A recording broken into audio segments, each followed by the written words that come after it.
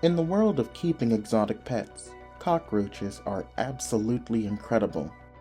Possibly one of the most resilient insects on Earth.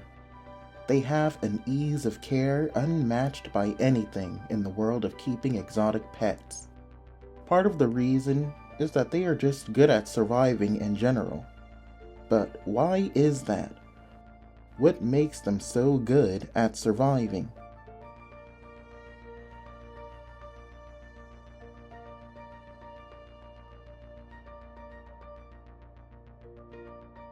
For one, there is their diet. Most exotic invertebrates have specific diets. With tarantulas and other large arachnids, you are feeding them insects. If you keep something like stick insects or leaf insects, you need to give them plant matter. Cockroaches, on the other hand, have no specific requirements, as in the beginning I've tested the waters with fruits and vegetables and then tried giving them dead animals and soon discovered that there isn't a thing in the world that this colony wouldn't eat.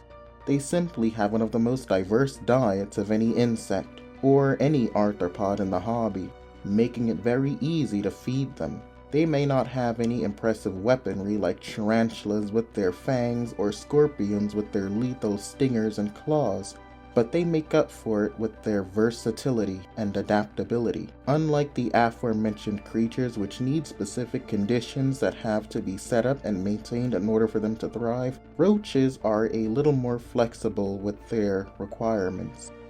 Adapt to whatever you put them in, capable of living in a wider range of temperatures and humidities.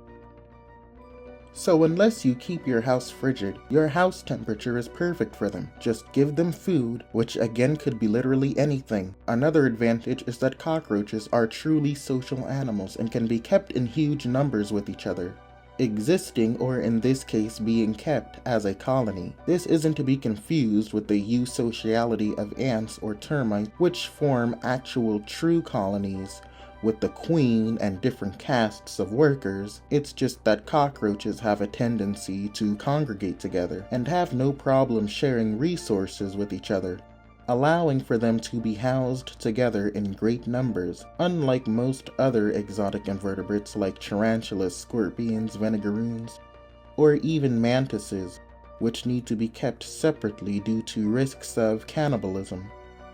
This also means that males and females are free to mingle amongst each other, which leads to another thing. Cockroaches are truly gifted at survival and a gift to the world of exotic invertebrates due to their sheer fecundity. Cockroaches are extremely prone to reproducing. These are an animal truly gifted at playing the numbers game. They have huge amounts of offspring at a time, and a single female can reproduce multiple times a year. Due to their social nature, the opposite gender is never far away. Within the year, a cockroach can be a grandparent, and it's these short, fast life cycles that make the insect kingdom as a whole so successful. Live a short, fast life, reproduce as much as possible, and have a huge amount of offspring, leaving behind many generations before they die. It's what many insects do, and cockroaches are amazing at it. Unlike most other inverts in the hobby, such as arachnids and mantids, who don't have such simplicity with their reproductive cycles, males and females needing to be carefully introduced with efforts to prevent cannibalism, which is typically done by the female to the male. If anything goes wrong, then he may be eaten before the mating process even happens, meaning that money spent purchasing that male and then further down the line raising it to a breeding age is now down the drain. This is especially hard-hitting for mantis keepers, where in some species, the female only lives long enough to reproduce once, so unless you have another male immediately on site, you might lose both before the chance to reproduce. For cockroaches, if a male and a female are present in the same place at the same time and somehow learn of each other's existence, best believe babies will be made that day. And with that, It only takes a short time for a few roaches to become an empire like this one. That being said, roaches are extremely resilient, surviving things that their more specialized counterparts cannot.